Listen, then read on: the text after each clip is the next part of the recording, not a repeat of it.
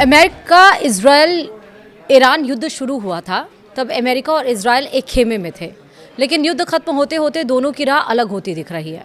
तो क्या अमेरिका और इजराइल के संबंध खराब हो गए हैं? क्या अमेरिका इजराइल से दूरी बनाने लगा है? क्या विश्व पॉलिटिक्स में एक और नया समीकरण तैयार हो रहा है?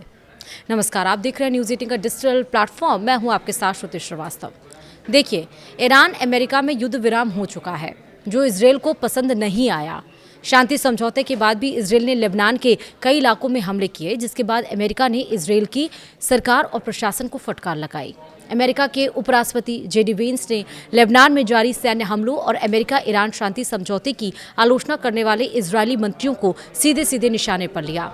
वेंस ने इजराइल को चेतावनी दी, वे अपनी हर राष्ट्रीय सुरक्षा समस्या का समाधान सिर्फ युद्ध से नहीं निकाल सकते और अमेरिका को ईरान के साथ युद्ध में नहीं घसीटना चाहिए।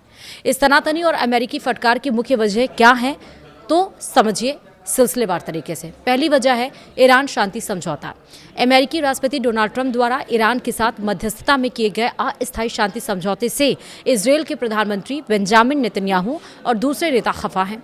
इजराइल ने इस समझौते को सुरक्षा के लिए चौंकाने वाली विफलता और विश्वासघात तक करार दिया है। इजराइल का साफ कहना है, अमेरिका ने उन्हें विश्वास में लिए बिना समझौता किया। इससे पहले भी जब अमेरिका और ईरान ने एक दूसरे पर कुछ दिनों के लिए हमला रोका था, तब भी इजराइल ने लेबनान पर अटैक नहीं छोड़ा था।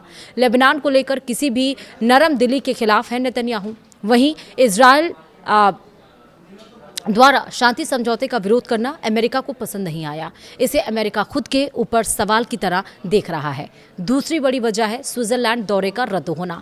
लेबनान में जारी इजरायली हमलों के कारण स्विट्जरलैंड के बुर्गेन स्टॉक में अमेरिका और ईरान के बीच होने वाली उच्च स्तरीय शांति वार्ता रद्द कर दी गई। ईरान ने लेबनान को इस समझौते की पूर्व शर्त बताते हुए अपना प्रतिनिधिमंडल भेजने से इनकार कर दिया, जिसके बाद अमेरिकी उपराष्ट्रपति जेडी वेंस ने भी दौरा टाल दिया। तीसरी वजह है लेबनान और हिजबुल्लाह का मुद्दा।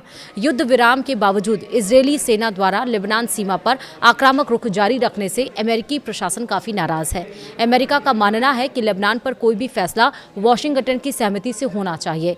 अमेरिका और ईरान के बीच हाल ही में हुए $30 बिलियन के अंतरिम समझौते, यानी कि जिसको हम मेमोरेंडम ऑफ अंडरस्टैंडिंग में लेबनान और गाजा में सभी इजरायली हमलों को रोकने की शर्त शामिल थी। लेकिन शांति समझौते की उम्मीदों के बीच इजरायल ने दक्षिणी लेबनान पर हवाई हमले तेज कर दिए, जिसमें कई लोग मारे गए। ईरान ने इसे समझौते का सीधा उल्लंघन बताते हुए स्पष्ट किया कि जब तक इजरायल लेबनान में अपने सैन्य अभियान बंद नहीं करता, तब तक कोई भी बातचीत संभव नहीं है। वहीं इजरायल के लिए ये मुद्दा उसके देश और देशवासियों की सुरक्षा से जुड़ा है। इजरायल के लिए सुरक्षा और सामरिक दृष्टि से लेबनान पर लगाम जितना जरूरी है, अमेरिका के लिए नहीं। दोनों देशों के बीच कड़वाहट की एक बड़ी वजह यह भी है। चौथा वजह है इजराइल में घरेलू राजनीति।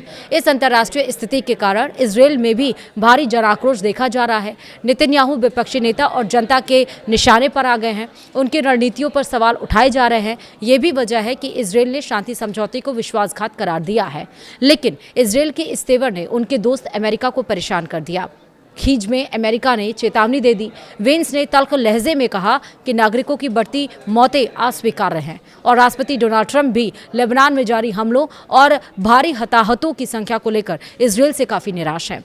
वहीं जेडी वेंस ने न्यूयॉर्क टाइम्स को दिए गए इंटरव्यू में इजरायली वित्त मंत्री बेजेल स्मोट्रिच और राष्ट्रीय सुरक्षा मंत्री इतामार बेन ग्वीर का नाम लेकर उनकी आलोचना की। उन्होंने कहा, आप 90 लाख लोगों का एक देश हैं, आप हर समस्या को केवल मारकर हल नहीं कर सकते। उन्होंने इजराइल को चेतावनी वाले अंदाज में कहा, हकीकत समझने की अपील की है। वहीं अमेरिकी उपराष्ट्रपति ने कहा कि हालिया रक्षा हथियारों का बड़ा हिस्सा अमेरिकी करदाताओं द्वारा वित्त पोषित है। उन्होंने ये भी कहा कि जो इजरायली अधिकारी अमेरिका को अपना सबसे बड़ा दुश्मन समझ रहे हैं, उन्हें हकीकत को पहचानना चाहिए। इससे पहले भी ट्रंप ने यह संदेश देने की कोशिश की थी कि अमेरिका युद्ध नहीं चाहता। उसने अपने दोस्त इजरायल के लिए जंग में जाने का फैसला किया था। शांति की बात करने वाले ट्रंप युद्ध की वजह से लगातार आलोचना झेल रहे थे। इस बार युद्ध रोकने की राह में कोई भी अड़चन अमेरिका को पसंद नहीं आ रहा और वहीं अमेरिका के इस सख्त रुख और जेडी वेंस की तीखी टिप्पणियों से इजरायल स्तब्ध है। लेकिन दोनों देशों के बीच दरार को और गहराने से बचाने के लिए इजरायली नेतृत्व ने अभी तक कोई तीखी आधिकारिक प्रतिक्रिया नहीं दी है। लेकिन हाँ, कह सकते हैं कि फिलहाल अमेरिका और इजरायल के बीच तनाव चरम पर है। युद्ध से पहले जो दोस्त थे, युद्ध खत्म होने से पहले अलग अलग पाले में खड़े दिख रहे हैं। वीडियो में इतना ही। नमस्कार।